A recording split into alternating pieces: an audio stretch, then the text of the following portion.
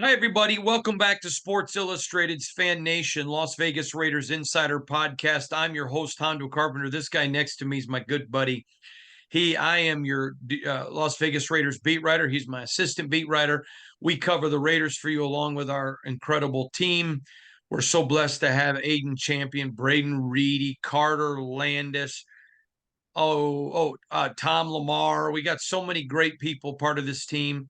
We love and appreciate them all. And this guy joins me each and every week. We were in the building this week, obviously covering the Raiders. And I'm now out of town. I'm ready. I'm enjoying the Rays, the beach. I'm really not. I'm working, but excited about the Raiders. Before we get started tonight, though, I've got something very important. We get multiple requests every week. Hondo, this person's a great Raider. Can you tweet out a GoFundMe or this or that? And you have to understand something. We just can't do it because the problem is this week alone, we have had 13 causes brought to us for Raiders asking us to promote people to give. And so we would literally be spending all of our time doing it. Then, although I assume 99% of them are all legitimate, the one that gets through that isn't, then people get mad at us. And if you don't tweet one person's and you tweet another, people get mad at you. So we just don't do it. And I hope you understand why, but it's just the reality of the situation. But from time to time, things will come along that touch us on a personal basis. And I want to express this one. Brenda Sanchez, for 2 years, was the vice president of the Oklahoma City Raider Nation Club, and then 2 years as president. I got to know her because I was invited by the Oklahoma City chapter to come down, talk to the fans, and do a meet and greet with all the great people in Oklahoma City. In fact, we met at El Chico's in Norman, my favorite restaurant, not named Papacitos. And I got a chance to know her and meet her and spend some time with her. And she's just a sweet, sweet, precious lady and a great Raider. Not a good one. She was a great one. And she loved the silver and black. And she passed away unexpectedly this week. And she's somebody that I know. She's somebody I've taken pictures with. She's somebody I had the privilege of giving a hug and just sitting there with her and talking about the Raiders. And you may be a Raider and all over the world because we have them all over the world that watch this. And you may never have known Brenda, but she was family to you.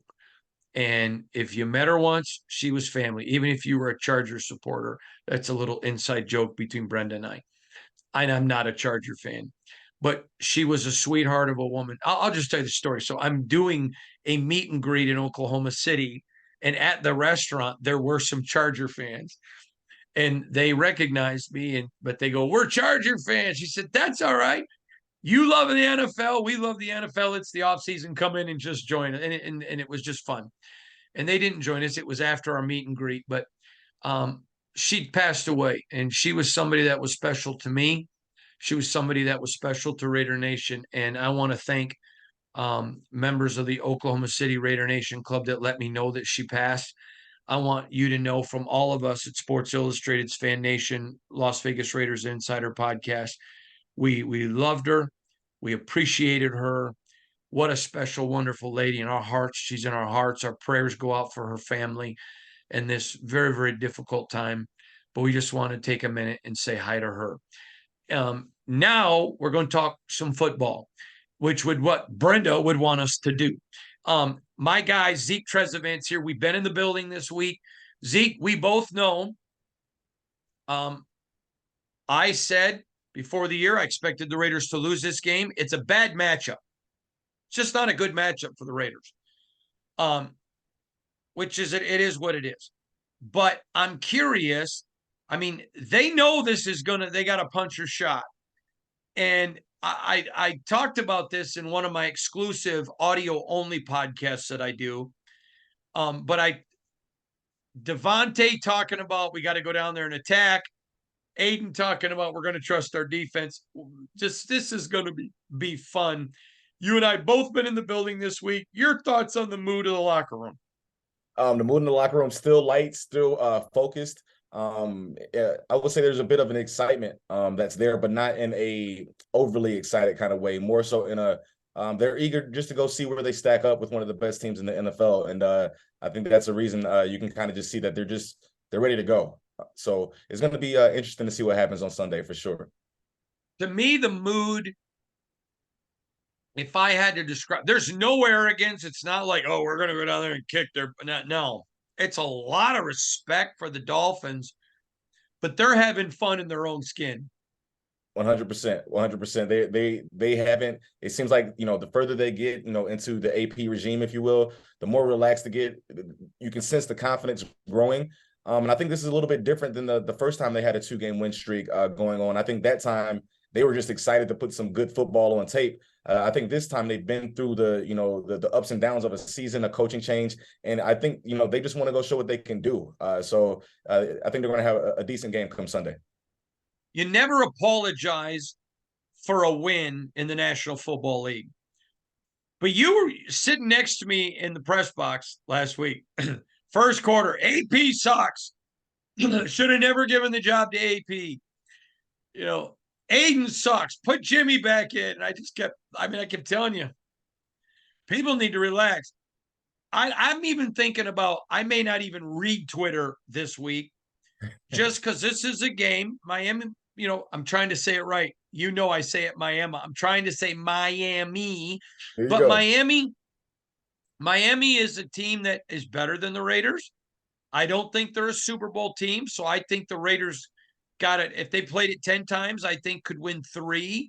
I think they got a legit shot, but I think people need to just enjoy the process of what AP's doing. What are your thoughts on that? Yeah, I completely agree. I do think that they have more than a shot than most people may think, simply because I think there's a level of unknown that Bo Hardegree is going to bring, that AP is going to bring, that could bode well for them. I think it's underrated sometimes when you have a new quarterback and a new coordinator, coming up with things that you haven't seen all season, and then you think about a defense that they have really 2 weeks.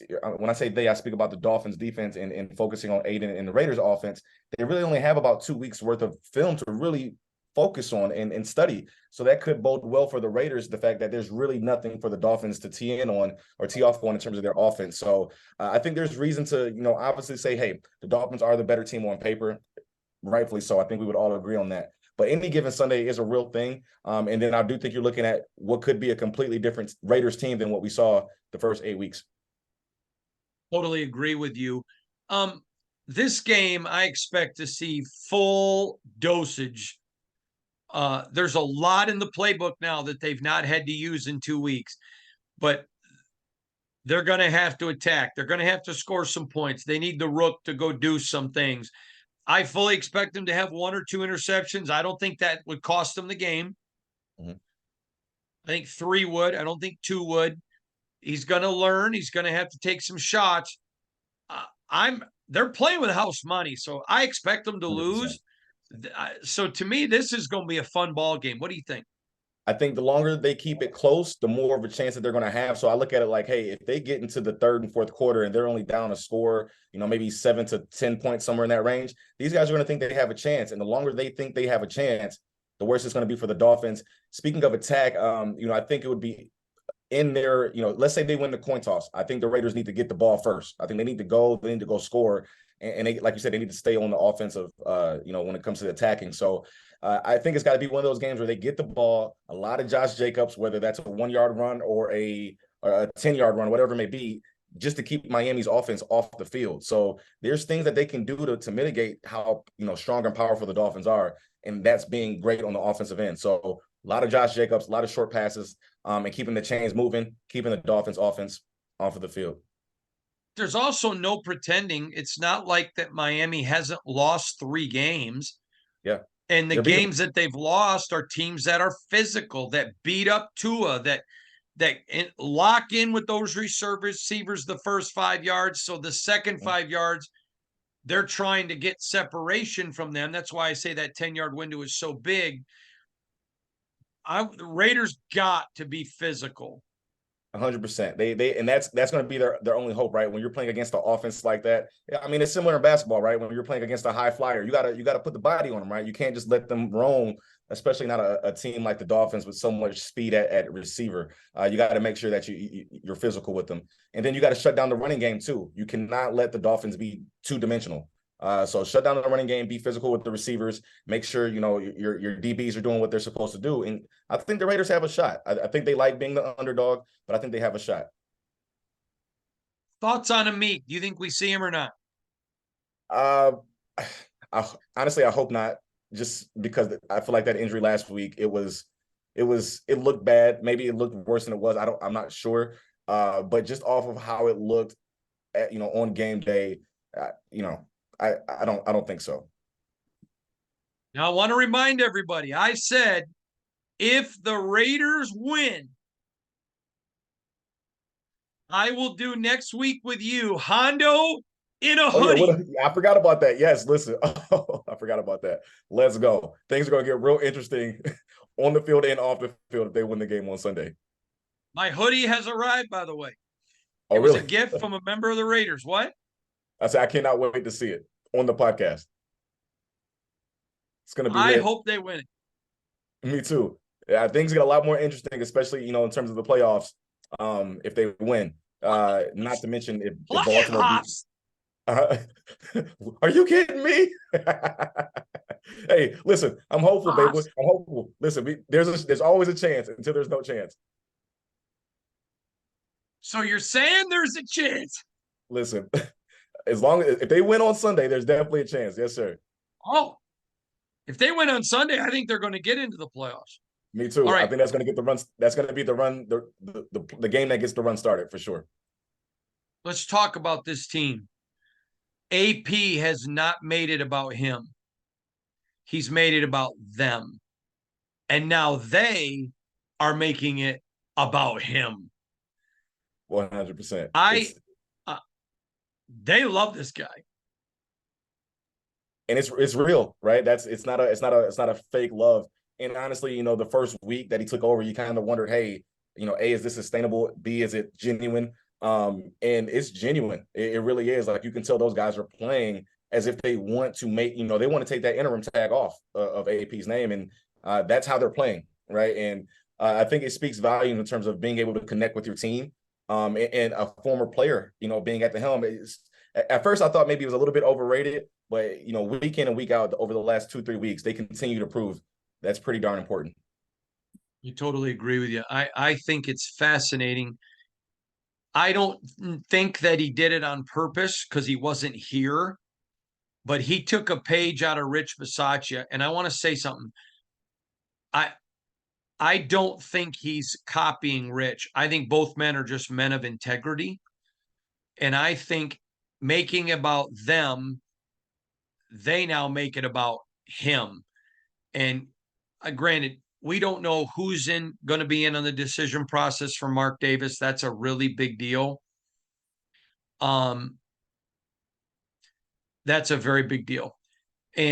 But if he gets to 9-8, which I think he can lose both Chief games and Miami, sorry, and get to 9 wins. If he gets to 9 wins, I don't care who Mark's listening to, he is going to be hard pressed to turn his back on this guy. Agreed. And you got to think at that point, it's not just 9 wins, it's 9 wins considering all that they've been through this season, and for a first-time head coach. So, although on paper it's 9 wins, I think if you think about everything included, that might be considered a 10-11 win season if you look at the total picture of AP. So, yes, I think you look at how just the turnaround, how quick the turnaround happened in terms of how the players have been playing for him. Like you said, if they do finish that 9-8, maybe if they do make the playoffs, it's like, who do you replace them with, right? That that these players are going to respond to better than they're responding to AP. I think Mark Davis would be hard pressed to find someone better than AP. All right, I'm growing the beard, and I don't know what happened, Zeke. It turned all white on me. I hate it. What do you think? You got to It's keep no it. I shave mean, November. yeah, but I was going to say it's November. You have to keep it if for no other reason because it's November. After that, you kind of have a choice to make, but you definitely got to keep it for the next 2-3 weeks. Admit it, you hate it, don't you? Oh no, it's perfect. You see, I'm trying to get mine in too. It's just that time of year. You're too young to have a beard. Let's just be real for a minute. All right, Zeke, let's cut this down to the brass tacks because I I'm a little concerned about Raider Nation, and I'm going to share this with you. The toxicity of Josh McDaniels is gone. The division of Derek Carr is gone. And whether you loved or hated Derek, I think both parties can agree Raider Nation was divided. This is the most united I've seen this fan base in the 4 years that I've covered them. And I find it fascinating. And I just think people need to ride this ride a little bit before looking for the hot take. Just wait and let this ride out a little bit. What do you? I'm not telling fans what to do. I'm giving my opinion of where I think, because you know what's going to happen. If they go down and get down by 17 or more points, then they can't run the football. They got to throw, and it's going to become a nightmare. And we both know how people overreact on social media, but I think people need to just enjoy this process. I'm a little concerned. Someone asked me in a national interview, and this is where I'm going with this. I was asked this earlier today. What is the one thing that surprises you about Raider Nation? And I said, how many of their people don't enjoy even when something good happens? They beat the Giants. Oh, they should have beat the Giants. Okay. 1 quarter into the Jets. AP sucks. Aiden O'Connell's terrible. Give us back Jimmy. And I understand it's a small group. But I want to see Raider Nation just say, okay, you know what? We're not a playoff team. We may sneak in, but let's just enjoy the rest of this year. Let's have some fun with it. Because if AP doesn't get it, I don't care what anyone says. It's going to be a complete teardown and a rebuild, which sucks. So enjoy it. Am I wrong, Zeke? No, no. So I was going to say the same thing. You got to think, right? Like put yourself back in that shoes of, being a fan of a team that has to find a new head coach and a new whatever it may be. And the conversations are completely different than what they are right now. So it's one of those things that, hey, nobody expected, this to be a Super Bowl run for the Raiders when the season started. Nobody expected that. And here they are after everything they've been through with a chance to make the playoffs. So yeah, you got to just enjoy those last, this last, 6-7 games that are left and just kind of see, where they fall. As a fan, it kind of stinks when there's a ton of pressure on the team to win, and we have a great roster and we got to go win right now.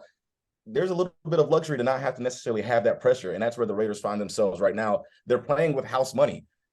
Literally, nobody thought, everyone thought the Raiders are dead, leaving Detroit, right? And now here they are going into Miami with a chance to kind of save their season and make a playoff run. So just be excited with that, right? And just see where it goes. I'm at the gas station today. Okay. A lady and her looked like her teenage son come up to me. We're rooting for Hondo in a hoodie next week. Hey, it's gonna be a hit. It's gonna be a hit. Like I'm more hopeful that the guys win just so I can see that than anything else. Forget the playoffs. I want to see Hondo in a hoodie. All right, give us your big prediction. Hondo, I'll be honest with you, off the top of my head, I don't recall what exact numbers I sent to you in terms of my prediction, but I do believe it was a 7-point to 10-point Miami win that I had. I think the spread is about a double-digit spread in favor of the Dolphins. I think I want to take that down just because I feel like the guys got a little bit more heart than that. Now, again, as we know, I mean, the Dolphins can go drop 70 on you on any given week, 50, 60, 70, they could. And this game could get out of hand. It's fair, but I think this Raiders team, I think they have a little bit more pride to them than that. And I think they're going to keep it close as long as they can. So final score, I'll call it 28-21 off the top of my head. All right. I think 31-24. Okay. Dolphins. I think that's fair. But if they get down 17, it could be a blowout of epic proportions just because the Raiders have to become one-dimensional. And if that happens, they're not as bad as everyone's going to be prophesying. Exactly, exactly. Miami's just one of the best teams in the NFL, one of the best offenses in the NFL. You look at where they stack up statistically across offensive stats, they're usually one or two across the board. So they're pretty good. All right, my friend. I can't wait to be hanging with you. I'm enjoying the ride. I'm enjoying it is so nice walking into that building and people aren't on eggshells and depressed and It's completely different. man, it's I, I was explaining to somebody earlier today. I said, hey, like, when you're at home and you hear about a coaching change and they say, oh, it's like a completely different vibe. You think that just stays to the field. Like, no, it is completely different from Mark Davis on down to the person refilling the chips in the media room every day. It's completely different. It speaks volumes. it is completely different. No doubt about it. And you know what? These people deserve it. Mark Davis, I told someone the other day, I don't care how much money you have. When work sucks, work sucks. And Agreed. I love working with you. I love it. You know what I Likewise. think of you personally. I have so much respect for you. You're such a great journalist and Thank you. a better guy. I love working with the company that we work for. I love covering the Raiders. I think the people are precious people.